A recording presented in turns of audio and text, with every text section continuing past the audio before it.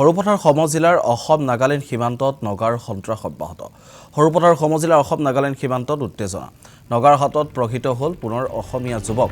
সীমান্তৰ 20 ছেক্টৰ 2 নং চেইনপুৰত নগাই চলোৱা জৰীপ কাৰ্যৰ ভিডিঅ' কৰাৰ সন্দেহত প্ৰহাৰ। সানি কাপুৰ টপ্প নামৰ যুৱকজনক মাৰপিট কৰে নগাই। গুৰুতৰভাৱে আঘাতপ্ৰাপ্ত যুৱকজন সৰুপথাৰ সমজিলাৰ অসামৰিক চিকিৎসালয়ত ভৰ্তি কৰা হৈছে।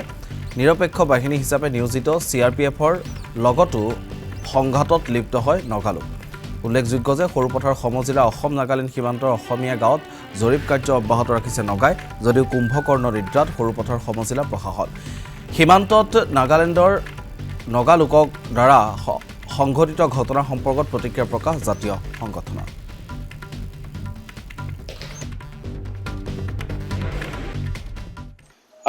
ইয়াতকৈ আচলতে দুৰ্ভাগ্যজনক কথা, কাৰণ কিছুদিন আগত আপোনালোকে দেখিবলৈ পাইছে আৰু আমিও দেখিবলৈ পাইছিলোঁ যে অসমৰ এগৰাকী দায়িত্বশীল মন্ত্ৰী পীয়ুষ হাজৰিকা ডাঙৰীয়া আৰু আমাৰ গোলাঘাটৰ জিলাৰ অন্তৰ্গত যি খুমটাই সমষ্টি আছে, খুমটাই সমষ্টিৰ মাননীয় বিধায়ক মৃণাল শইকীয়া ডাঙৰীয়া এটা কথা বক্তব্যৰ যোগেদি কৈছিলে যে আচলতে আমাৰ সংবাদ মাধ্যমে নিউজ কৰাৰ কাৰণে আচলতে সীমান্তৰ যিবোৰ সমস্যা আচলতে চৰ্চিত হৈ পৰিছে বা অধিককৈ প্ৰচাৰ হৈছে।